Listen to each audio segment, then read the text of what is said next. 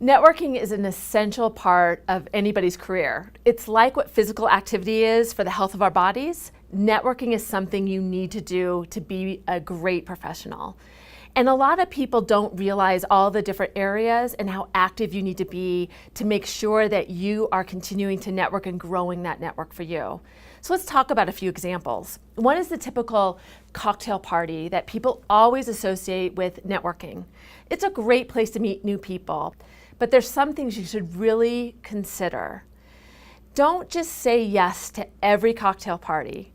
Think about who's going to be there and if it's advantage to you or who's going to be there that you make those connections. So be selective. When you pick that cocktail party or that event to go to, prepare yourself. Be ready to walk in, especially if you're apprehensive. Some of the ways you can do that is look at who's going to be coming, look at the companies that are going to be coming, and doing some research about them so you have something to talk about.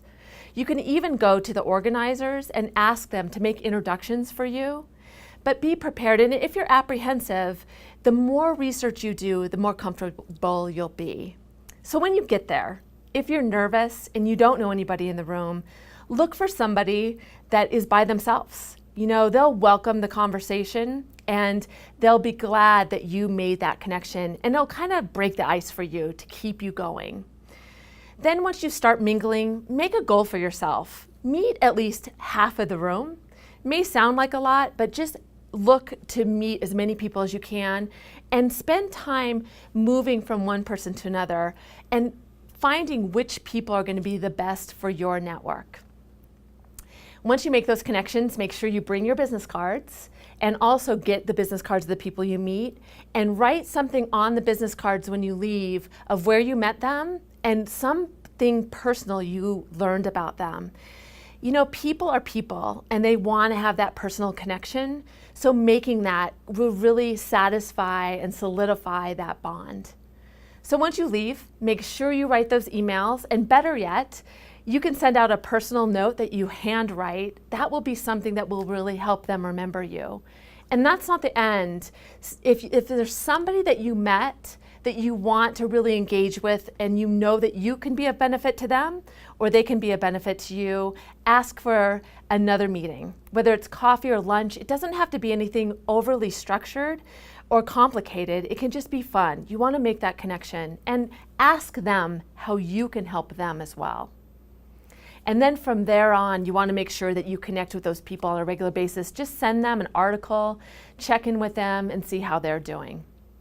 So the other two parts of networking that you should not forget about is internal networking within your company, not just within your department, but outside of your department. Knowing those people, you never know when your reputation will be talked about outside of your purview. So making those connections and building that reputation can increase your influence in the company, which can be more powerful than even a title can be. And then the last part that you should always remember is networking outside of your company. Whether it's companies that do similar things that your company does that you're interested in or that you might want to work with in the future. Use your network to get introductions to those people and network with them, and always ask how you can help them. Because there might be a time that you need them, and when you reach out to them, they're more likely to help you in the future. So remember, the more formal networking, always network within your own organization and outside, and take time to map your network and always connect.